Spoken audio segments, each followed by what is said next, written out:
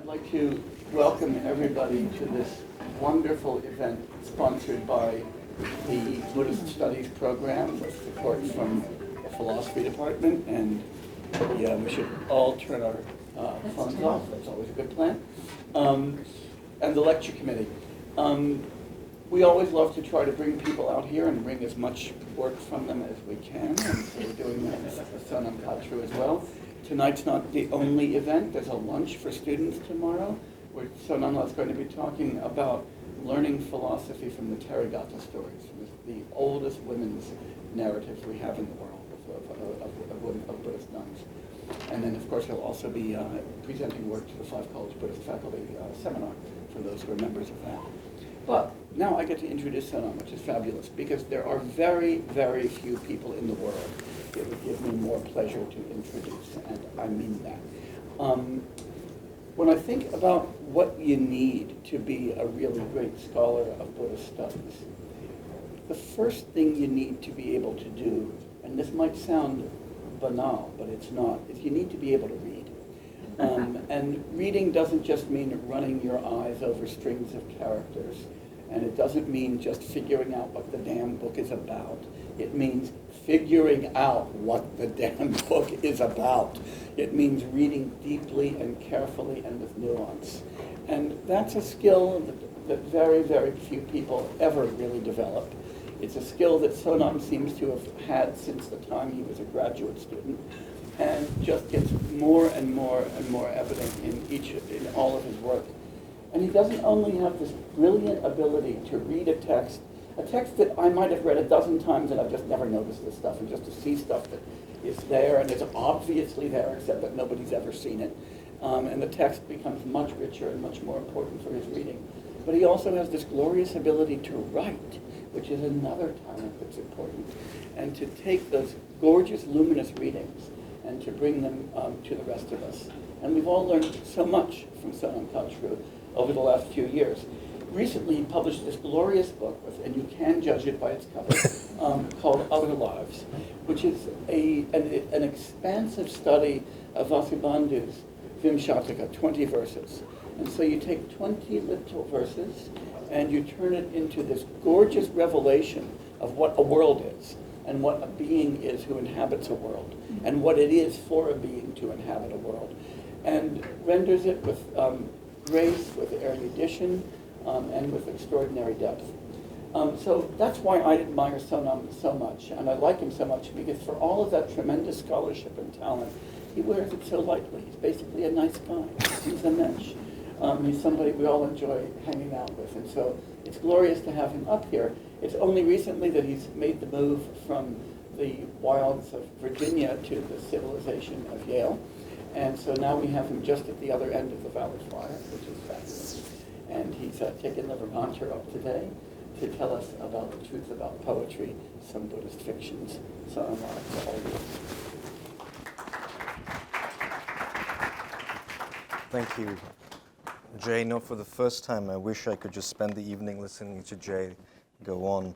And not for the reason that you think, but because I'm always reminded how much I have yet to learn from him. So my thanks to Jayla and to Andy Rotman and the staff, the students, and other teachers of the Smith College Buddhist Studies program for inviting me, to all of you for being here on this beautiful evening. Jay and Andy suggested that I speak to you on a particular topic. Buddhist poetry. It's a topic which daunts me. Or perhaps they suggested Buddhism and poetry, a topic which terrifies me, not least because of the generalization it invites. Buddhism, poetry, South Asia. These are general handles far too large for anyone. They provide more than enough rope for even the best among ourselves to hang ourselves with. As you see, I'm a miniaturist. I like to work at small scales, not 20 verses, but actually 4, or maybe just a line or 2, like this one, from the marvelous The Life and Times of Ashoka. Then Mara, the Buddhist devil, after he had gone far into the forest, emerged again from the wood like an actor. Like an actor. What has the devil to do with art? Is he an actor or merely like one? An actor is someone who takes on a role, plays a part. What does it mean to be like someone playing a part, but not someone playing a part?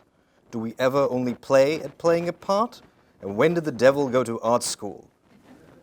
That's him there, fabulous hairdo. Or does it come naturally to him? Is the devil naturally an actor? And what is an appearance anyway? And I could spend hours with you on such a line, months, happily, but it would become tedious, of course.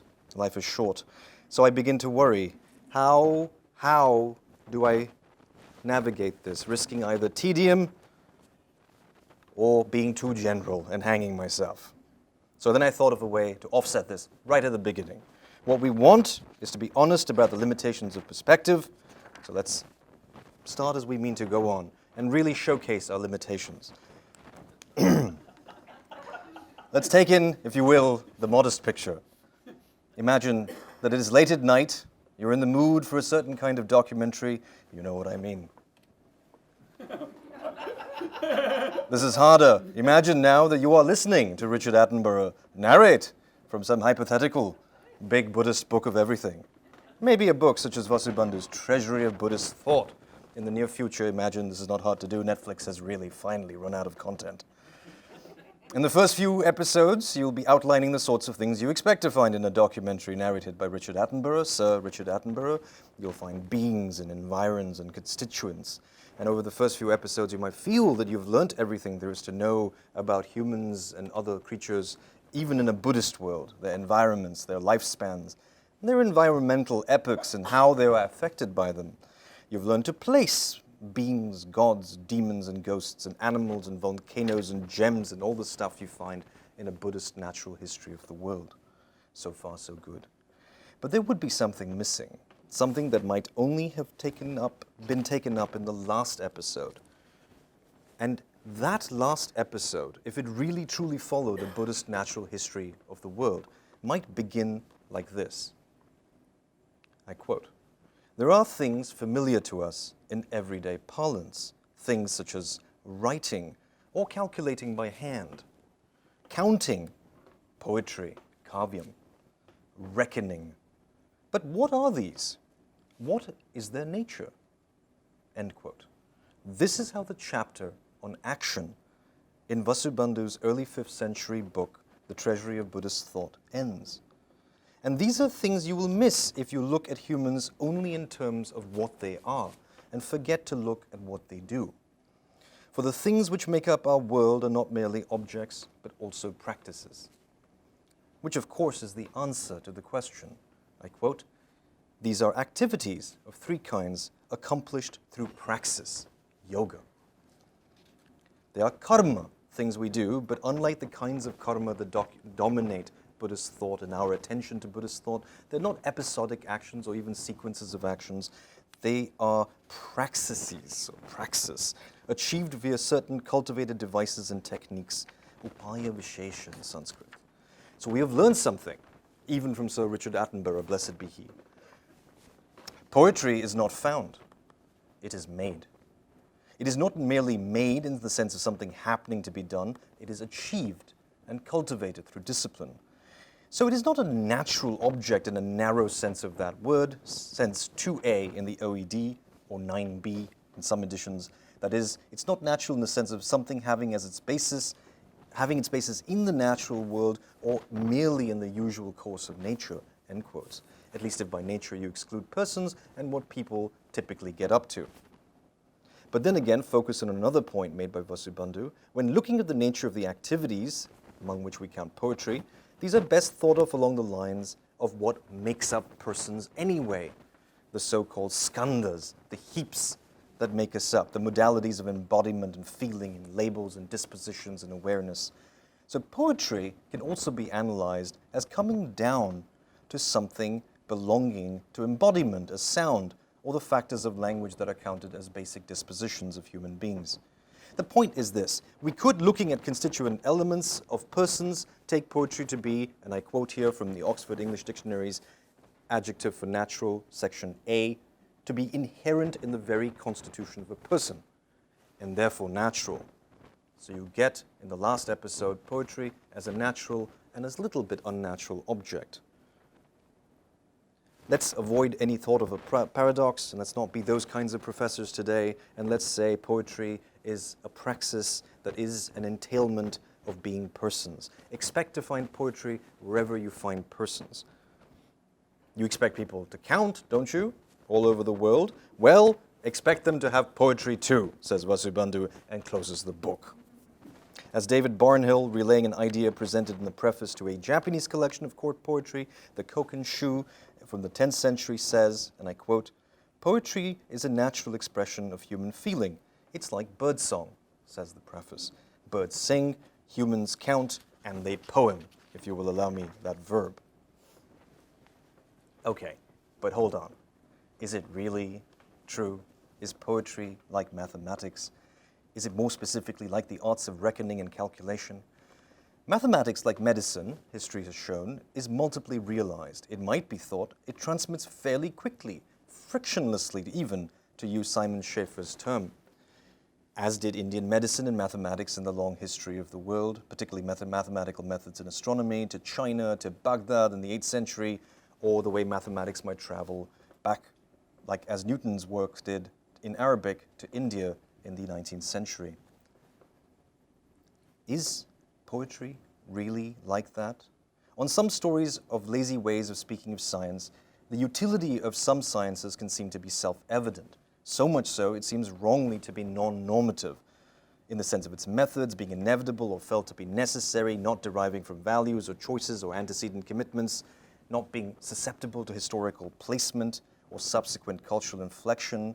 So we pretend like the Tang court's investment in esoteric Buddhism had nothing to do with their interest in astronomy. So is poetry like our fictions of transparent forms of knowledge, readily transmittable, seemingly transmittable, transparently intelligible everywhere there are persons? No, but it can be as mathematics and medicine truly are, which is to say, value encoding, hard to translate, historically specific, located forms of knowledge that can cause problems, just like poetry.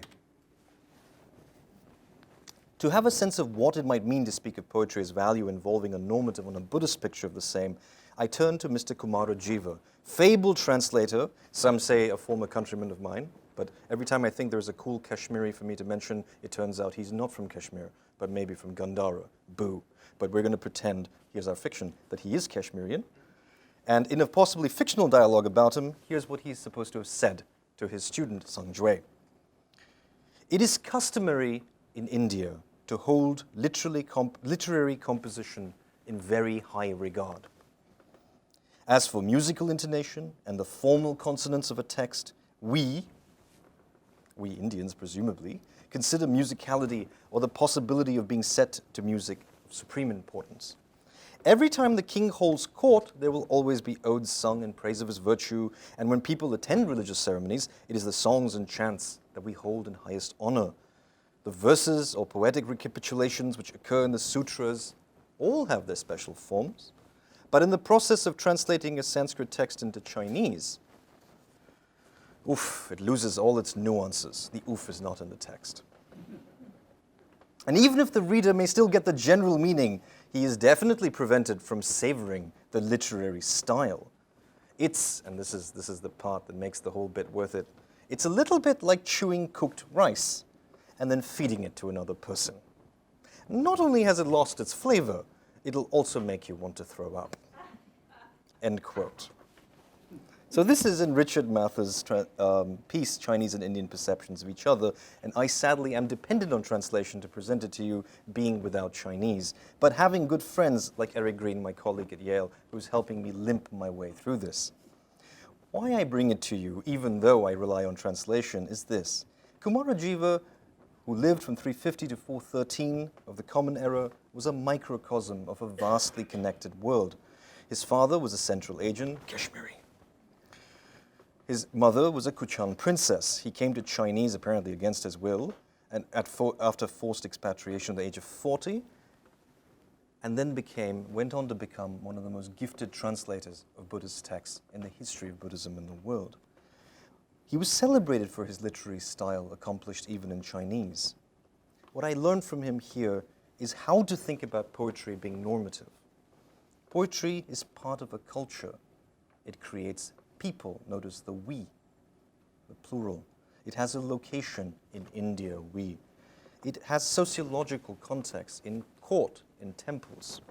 It encodes the values of a people that can be lost and is fragile and susceptible to, well, loss. Its normativity enters in at the level of elements, the forms, the ornaments, the tones, in the purposes, why are we singing, and in the context, and in the contents. So even if poetry as praxis is found everywhere, it's possible for it not to be mutually intelligible. Perhaps less like mathematics and more like cuisine, I suppose Kumarajiva would tell us. Notice something else. Poetry, Kumarajiva says unproblematically, can occur in the court or in religious contexts, in the context of festivals and other non-urban locations. Kumarajiva presents a disjunctive view of poetic technology, but not for that discontinuous. The same sort of thing is found and celebrated similarly in two very distinct contexts. But what does that mean? An interesting thought occurs to me. Well, it's interesting to me. That's a terrible sentence, I apologize. Kumarajiva would immediately tell you what to think about me. Here's the interesting thought for me. Place or culture for Kumarajiva is more basic than the direction in which poetry might be used. What matters to him is the Indianness of poetry, not so much the religiousness of Buddhist poetry. What am I to make of that? For others might tell a very different story. Mara, the Buddhist devil, and he's going to keep coming back, just the way he does in Buddhist sutras. Mara once accused the Buddha, and the poor Buddha was lying down because he'd just trodden on a splinter. He was hurting. He was taking a wee break from teaching. And Mara shows up and says to him, rather unmindful of the pain caused by the splinter, Mara says this, and I quote, "Are you lying down in a daze? Or are you high on poetry? Are you drunk on poetry? Don't you have anything better to do? Alone in a secluded lodging, why do you sleep with a drowsy face?" Question mark. Again, the first professional troll, the Buddhist devil, right, compares poetry to being high, and being high to be unawake and unmindful, to not being in control, to not having a goal, to not being busy, not being pro-social, not being industrial, picking a humanities major. I don't know. Poets are dropouts. Jobless. Meditators, too, were accused of similar things, but that we can take up in conversation. There's actually a lot of punning that follows, worthy of a poet, you might say, as the Buddha contrasts the way he is awake and the way that Mara and others tend to fall asleep. But the Buddha does not challenge the premise of Mara's attack. He doesn't say, hey, I know plenty of people that are good poets, like good people are poets. Some of my best friends. No, he doesn't. Being a poet, the Buddha agrees, is not what you want to cop to. Neither does the first Buddhist poet, Vagisha, who starts out by saying, "I too was high on poetry once, wandering from town to town, and I gave it up." Here poetry tracks the word kavya. So there is a problem. Poetry, if one generalizes from various sources of this time period, the early literature, suggests that kavya is a problematic way of life.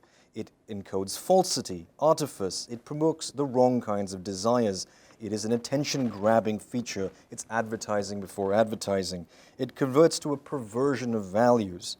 Some would say, however, when you hear people speaking like this, maybe we're speaking of internal tensions. I'm sorry. This was meant to be the thing that you see when Mara was trolling the Buddha. Yeah, next time you see this, you ask yourself, is he recapitulating a really memorable line of verse? Maybe, however, the tension is misplaced when we think of them as antagonistic relations between extrinsic sources of value. Maybe when people are accusing other Buddhists of being poets, they are metapoetically recognizing features of the word of the Buddha, its proximity to the works of poets. There is in Buddhism artifice and modalities for feeling and cultivated directions, sensitizing us to beauty, experiments with linguistic and other varieties of form that were to be massively influential in theater, in prose poetry, in sculpture. Perhaps the devil was always internal to Buddhism. Perhaps the works like the Lalita Vistara and the Lotus Sutra should always be read together with the prose romances and the experiments in literary form conducted in Sanskrit. Maybe the history of Buddhism, as some editors noted of the Lotus when they first prepared it for publication, is also a history of Sanskrit literature, that the Lotus Sutra is best read with works of theatre, the Lalita Vistara with prose romances, and other experiments with prose poetry. So again, the history of Buddhism and the history of literature might not come apart as cleanly as we might think. I pause dramatically to sip water. So, is that true? Which one? That Buddhism and literature are two dimensions of a single story that we might tell, or that these are antagonists whose story has yet to be written? For some, in the 20th century, there is truth in both, and even more nuance that we must begin to see. This twinning of Buddhism and poetry in antagonism and in symbiosis may itself have a history. The story of Buddhist poetry for some might be Buddhist poetry, not just Indian poetry, not Buddhism and poetry, but Buddhist poetry worthy of the name, might be an achievement born out of translation in a literal sense and in a larger metaphorical sense in a contact of civilizations. At least that's the story one modern, Rahul Sankrtyayan, who lived from 1893 to 1963, would tell us. Mr. Sankrtyayan was born Kedarnath Pandey, and like Kumarajiva, he's a creature of many worlds. He was a traveler, intellectually speaking and literally. He was a polymorph, madrasa educated in Urdu, quickly becoming fluent in Arabic, Persian, Sanskrit, many, many other languages, up to and including Russian. A translator, Buddhist from 1930, Marxist, anti-colonial agitator, scholar, traveler, philosopher, and travel writer, and on and on. His Volga to Ganga, From Volga to Ganga, a work published in 1943 in Hindi, is a hard work to describe. It is a poetic retelling of history in a global key, offering 20 vignettes retelling the eastward migration of the Indo-European people. From 6000 BCE, the first story concerns a matriarchal cave-dwelling people, to 1942, when Mahatma Gandhi announces the Quit India movement. The work spans 8,000 years, and it travels 10,000 kilometers. How's that for the global humanities? In it, Rahul Sankrtyayan offers a global account of poetry and Buddhism in a vignette entitled Prabha. And in this work, Prabha is a word that can mean it's a name for a person, a girl, but it also suggests, through its etymology, a kind of enlightenment in antiquity. And according to this story of this girl, this enlightenment, Buddhist poetry was born from the enlightenment that followed the contact between Greek and Indic civilization in dialogue.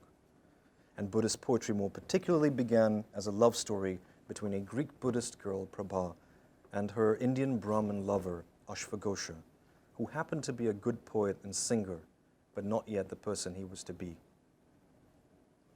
Let me summarize this story, though I hope to discuss it at greater length and with attention to the poetry of the telling at another time. So if you'll forgive me this paraphrase, this chewed food, as Kumarajiva would tell you.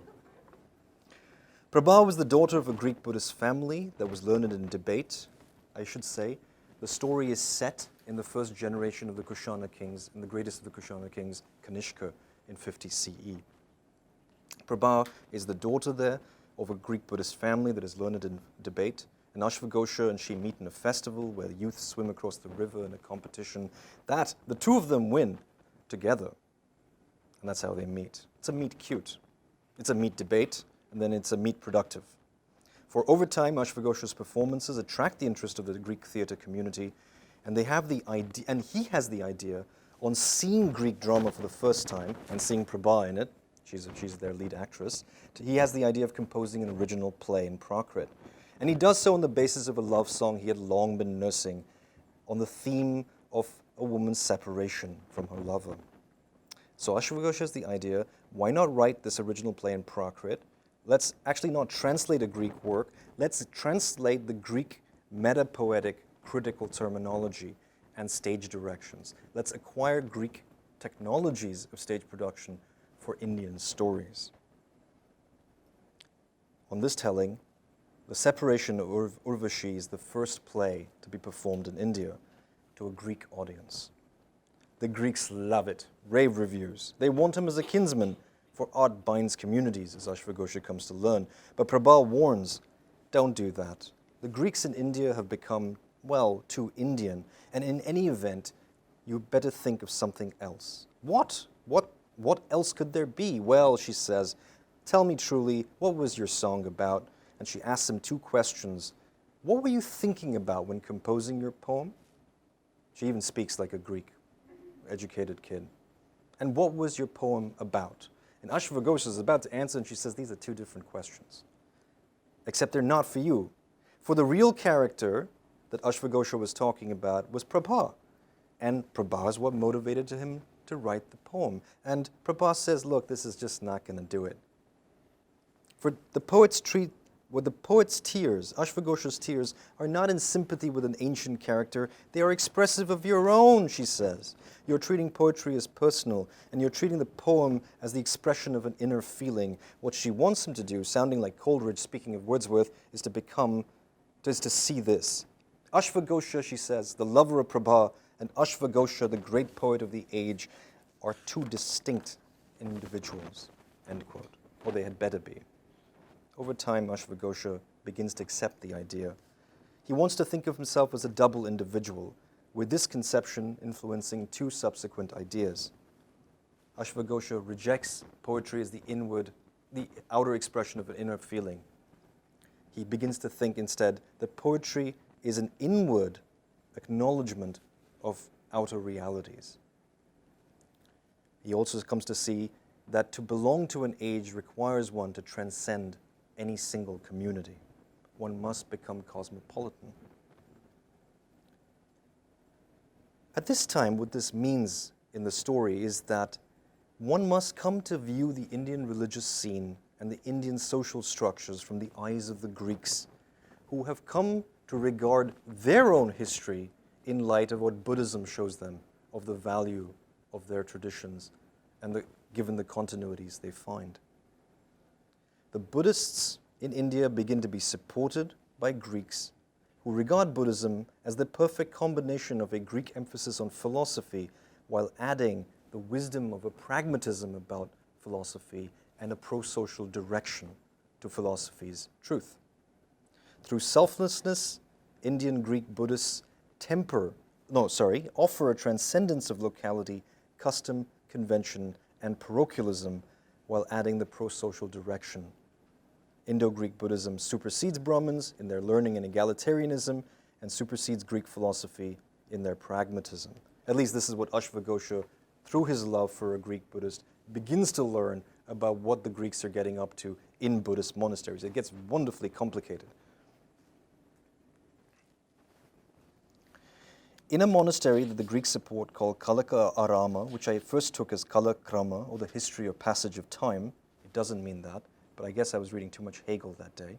It's just a monastery that's famous as a monastery in Ayodhya. I'm going to quote two things the Greek Buddhists and Persian Buddhists and Indian Buddhists who are hanging out with Greek Buddhists say to Ashvaghosha, because I just love these quotes so much. Brahman, said the abbot, in the religion of the Buddhas, and it's a religion for the wise, philosophy has been called a chain. What are you talking about? Is there no place for philosophy in Buddhism, says Ashvaghosha. No, of course, Buddhism is full of philosophy. It's just that philosophy should be a raft, not a burden.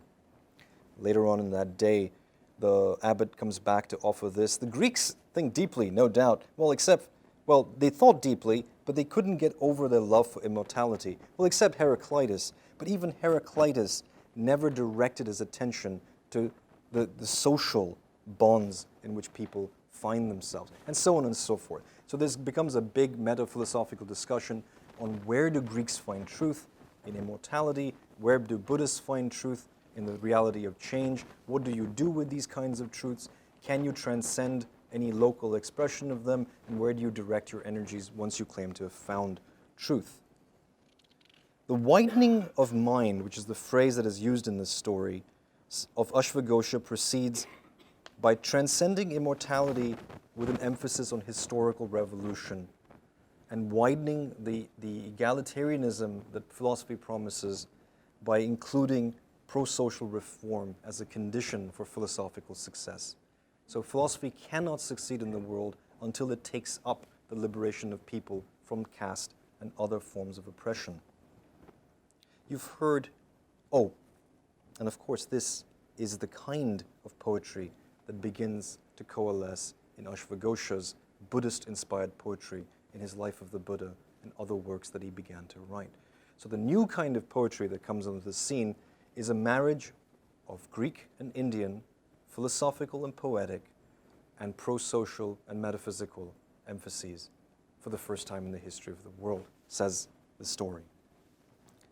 You've heard of fiction, of course, a little bit like fan fiction. Maybe you suspect this is too much of a colonial need to recover a perspective on our past with the help of a fiction of the Greeks being embedded in time, magically telling us what the British have been telling us, right? Like in these comic books that I grew up with.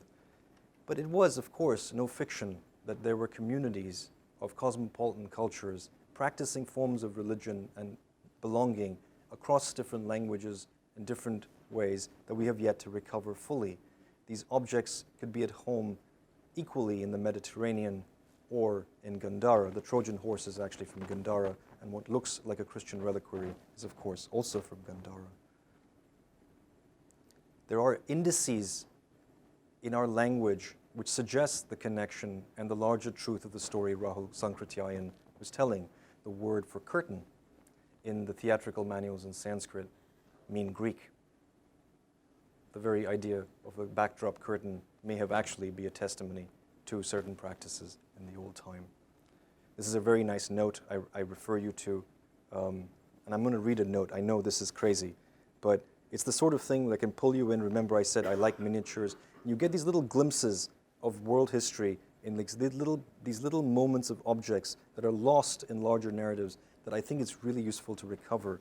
Okay, I'm going to read this note. And again, I apologize for the pedantry, but it is too beautiful to be ignored. The Cleveland Museum of Art holds a fragment of a large curtain from Egypt dating to the 300 CE, probably used in theatrical performances representing a satyr with a menad. I do not know how to pronounce these words. Under an arch supported by columns with Corinthian capitals. The layout of this image is surprisingly similar to the iconography of the couples depicted under arches in Gandharan art. And it turns out in the story by Rahul Sankrtyayan, the curtain is one of the things Ashvaghosha begins to learn, among other details. And so this world that he is reconstructing in this little vignette from 1943 is a world that we have rather lost sight of. And the importance of that world and its connection with the values of poetry and philosophy and pro-social reform are worth recovering. So this is from this article called Dionysus and Drama in the Buddhist Art of Gandhara. So fan fiction, but not completely. There is a world there, and that world also has things to say to us about poetry and philosophy. So take two extraordinary works of the first century of the Common Era, the Roman Lucretius, the epic devoted to nature, and the Life of the Buddha by Ashvaghosha. And look at the way that Ashvaghosha and Lucretius talk about poetry. They both present us with a prima facie problem. Should philosophers rely on poetry in the education of youth? Or something like this. This is the Greek inflected version of the question. The Buddhist version is, can poetry be a vehicle for truth and freedom? I'm not going to go into terrible detail about this, but Lucretius appeals to the famous image, the following. For just as healers, when they try to give young children foul-tasting wormwood, first spread sweet golden liquid honey around the cup. That's what you do. Poetry is honey to help bitter medicine go down. And there's Ashvaghosha, probably in Greater Gandhara. This poem, dealing with the subject of freedom, has been written in the style of kavya, not to give pleasure, but to further the attainment of tranquility and with the intention of capturing hearers devoted to other things, for that I have handled other subjects in it besides freedom is in accordance with the norms or laws of kavya to make it more palatable. as honey is put into bitter medicine to make it drinkable. I put this before you not to suggest any historical continuity or connection, but to gesture again at the truth of this larger connected world and the non-parochial character of the debates and questions that they're having. What is the place of poetry? What is the value of philosophy? For whom is it?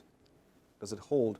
Why do we do it? Etc., etc. Down to the details, they're thinking in very similar and I think connected ways. Now, there is a weak reading of this connection, this idea that poetry is useful as a way of making otherwise bitter philosophy palatable. There's a weak reading for Lucretius. I won't go into that, and a stronger reading. But the reading for Ashvaghosha is what I'd like to discuss. Ashvaghosha offers us another metaphor, which I think is even more productive and is more important, arguably. This is his last verse in the poem Beautiful Nanda. It's translated as Handsome Nanda sometimes, and it's available. But this is the verse. Since I saw mankind mainly given over to the pleasures of the objects of the senses and averse from salvation, I have here told of the final truth, of ultimate truth, under the guise of a kavya, under the pretext of kavya, or using an apparent kavya, something that looks like a poem, but it's not really a poem, considering salvation to be supreme. Let the reader understand this and study attentively in it that which leads to tranquility, and not that which is merely pleasurable, as only the residue of gold is taken after it has been separated from metal dust.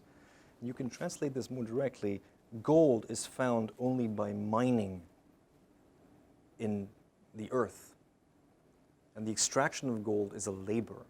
So this one is no longer medicine for children with some little like embroidered honey. Poetry is labor, and it's a labor of attention and a praxis from which gold is brought out. It's just a more constitutive relationship. I think we would be wise not to think of poetry as a device that tricks children in the dark, so to speak, in ways in which their consciousness has no role.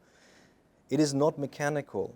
It is not merely entertaining a proposition, and nor is it merely motivational on the side of experience. It is, to borrow a phrase from J. Garfield, moral phenomenology, the normatively directed reshaping of conscious experience to particular ends, and it is as such that it matters to poets like Ashvaghosha. It is a solution to a problem. Now, I'm not going to defend this characterization. I'll outline it. This is something I'm working on. It is, I want to argue, a kind of a solution or response to a deeply felt problem that is something like the problem of value capture as diagnosed by C.T. Nguyen in the book Games, Agency is Art. What is value capture, an all too distressingly real phenomenon in our times? Value capture is something that occurs when our values are at first rich and subtle, interpretively thick. You can't not easily quantified. But then one encounters simplified, often quantified versions of these values that pretend to make it very simply clear. Why are you getting the degree? Well, the advertisement will tell you. These simplified versions take the place of the richer values, the more complicated values, less amenable to quantification in our reasoning and motivation. And then, well, this is true no matter what you do, I'm afraid. Our lives get worse. No, I'm not kidding. That's not true. Don't take that line down. We die, but our lives do not necessarily get worse. Now, as a response to value capture, what is an example of value capture in the ancient world? Using desire and pleasure as models for what value might consist in. So the pursuit of value becomes the pursuit of pleasures that are fungible with each other in the sensory domain, turning the body into a sensation-maximizing instrument, as suggested by manuals of pleasure and the protocols of courtly life. It is where you become a voyeur of your own life in pursuit of increasingly refined versions of pleasure for all the senses and calibrated to all the senses in the sensorium. Value release is what poetry offers. Taking the appearance of a poem as an instrument to satisfy people who are now living for pleasure and pleasures as a value, and teaching them through certain kinds of techniques to change their values from the initial clear presentations of that they have been motivated by into more complicated forms that can help their lives go better. That is, poetic ambiguity finds ways to distress the reliance on pleasure as a means to value and satisfaction. At least that's my hypothesis for what's going on in Ashvaghosha's form of a Buddhist poetry. And the poetry acts in various ways, a little bit like time, a little bit like experience, unseating us from our reliance and our confidence in our own ways of evaluating and measuring our lives.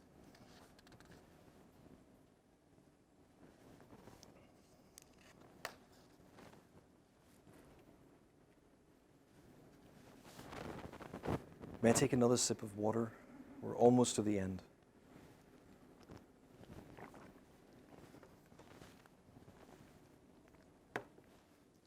Let's leave this big picture aside for a bit. It's entirely fair for you to push back and say, what could that look like? What could a world look like in which value capture had occurred in the ancient world? We'll have to talk about worlds designed to maximize pleasure for elite bodies who train their bodies to extract pleasure from their environment, right?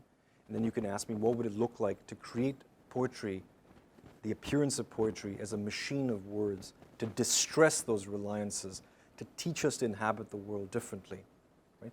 What we have to know if we're going to study poetry then is, what does that look like on the page at the level of the phonemes, the sentences, the metaphors, the images, right? And we can do that. But I'm not going to do that in this talk. What I'm going to offer you is a model of what it might look like to trouble experience as a domain and to suggest where it does happen. Okay. Rahul Sankrtyayan invited us to consider Buddhist poetry as being born by the doubling of a person. An individual learns to think of themselves in more than one way, as a person of a time, and then a person is transcending time. A person having private desires and considerations and motivations, and then learning to transcend those to create works that can speak to more than one person. I will also ask you to consider the complexity of aesthetic experience now is involving a doubling of persons, but in a very different way. Sankrtyayan focused on the poet, but notice how Ashvaghosha was talking about us, the auditors, the experiences of the poem, as well as the production of poetry. Poetry happens between us, between the maker, the poem, and the experiences. Poems are like environments created in which certain experiments and experience might happen. And a model of that kind of experience I find in what happened to the devil one day when he was finally converted to Buddhism. Sankrtyayan, as Ashvaghosha said, I do not grieve when he began to write poetry. But is this true? Do poets or poems ever transcend their private feelings? How would one know?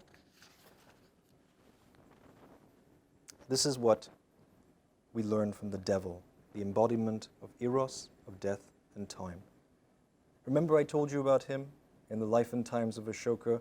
It was he who went into a forest and came out again as an actor. And there he is. Why did he go into the forest and come out as an actor?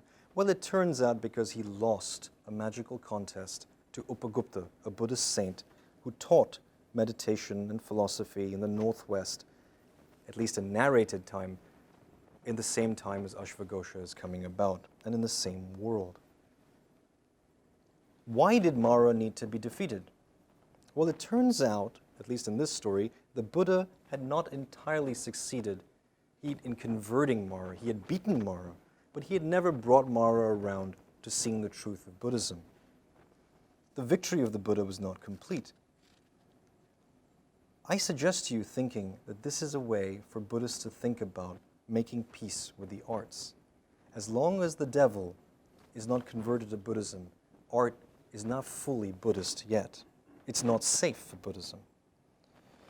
Upagupta beat Mara in a contest involving the manipulation of appearances, reflecting their respective morally grounded power.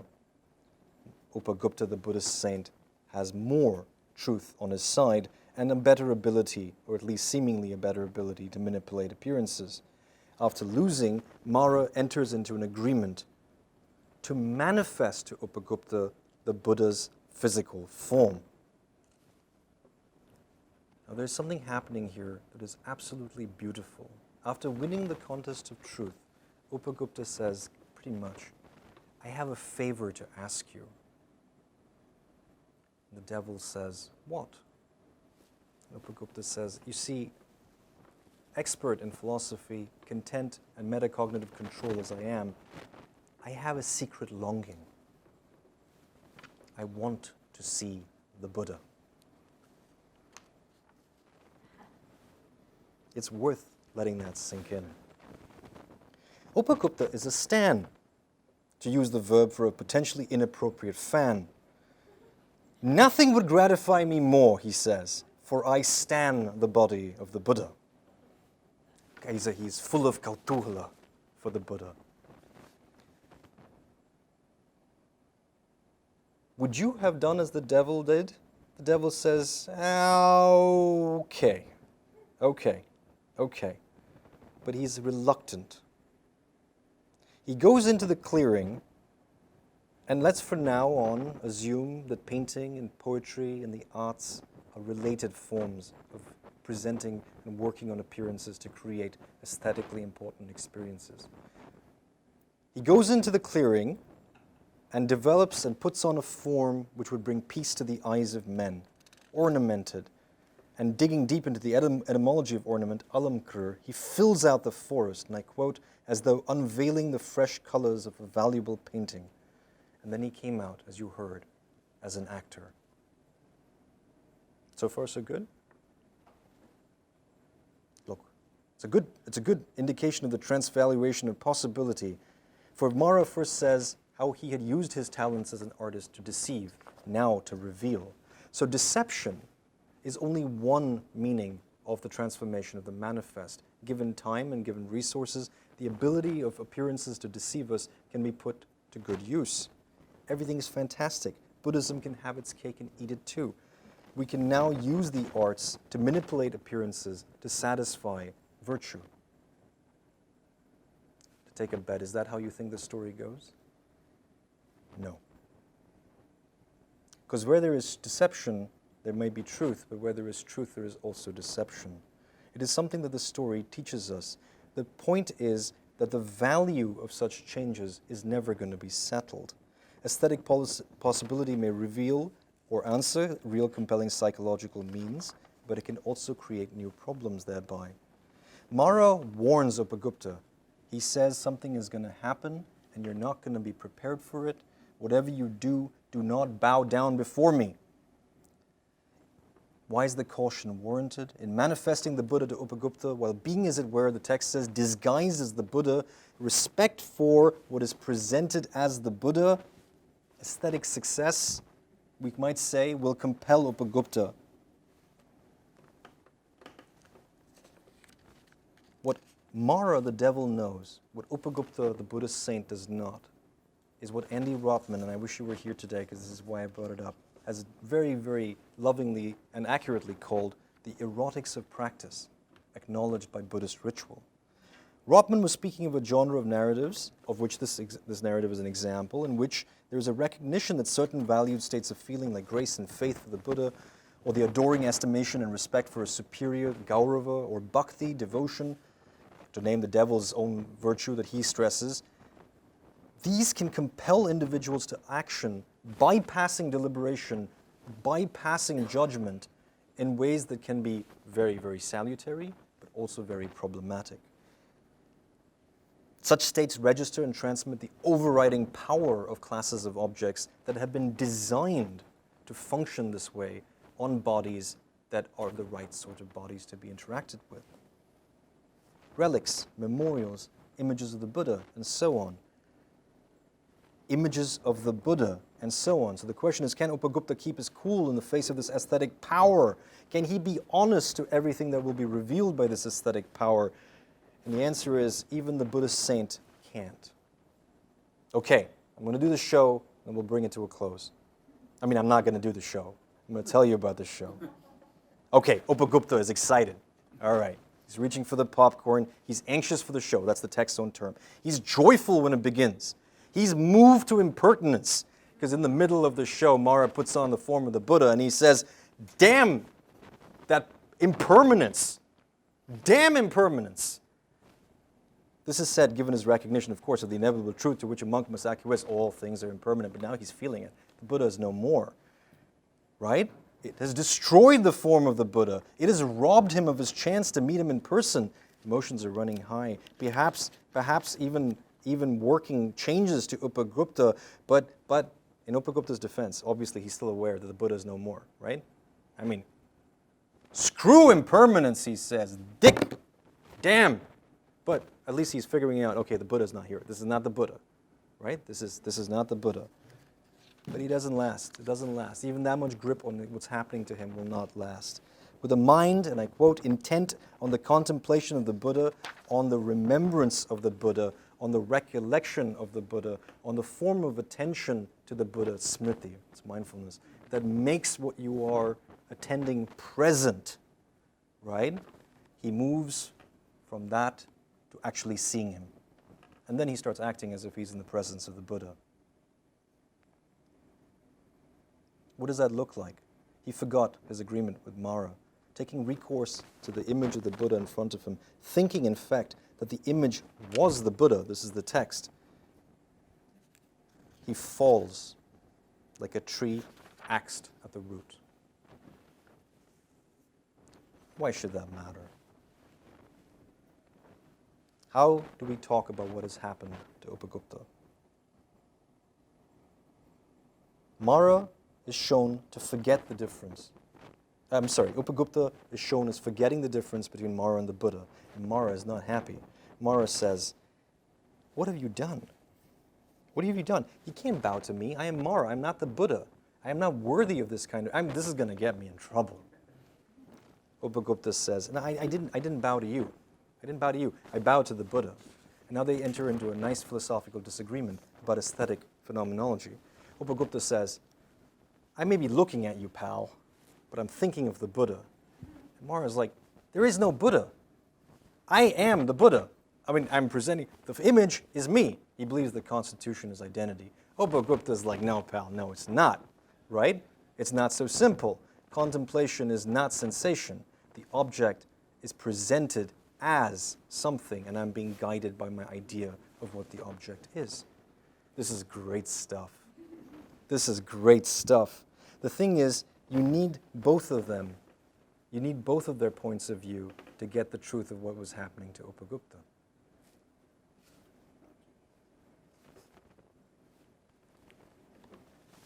Okay. Don't listen to Mara alone. Don't listen to Upagupta. Upagupta said, I did not forget. The narrative tells you that's a lie. A Buddhist saint is moved to lie in the face of what he experienced by an aesthetic presentation of what mattered most to him and what we are told should matter to a lot of us. Deception is not the sole property of aesthetics, or at least of art. The other thing we learn here is that the rational does not exhaust our responses. Upagupta may believe that he was looking on a representation, but in the words of Tamara Gendler, he may yet alieve or half believe, to use the language of anthropologists of children, that he was in the presence of the Buddha. And when he completely forgot Mara, his agreement, and some way even the truth of impermanence and the temporal distance between himself and the Buddha, he is experiencing a different dimension of his embodied being that has been true all along.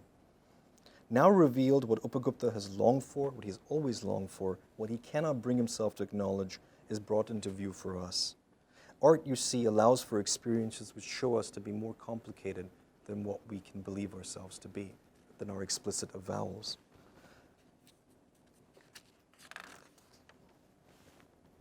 Art presents experience as sites of unfinished exploration. Do we know what we desire, what we have overcome, what we have achieved, who we even are, until we have experienced, until we have come in to have the experiences, the right kinds of experiences, which may have to be prepared for us in certain ways.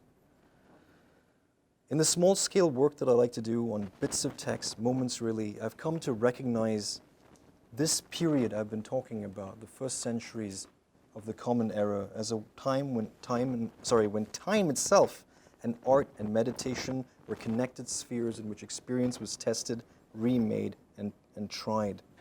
The world that is the background for these tests is a world that itself was being rebuilt by the standards of beauty and the norms of pleasure.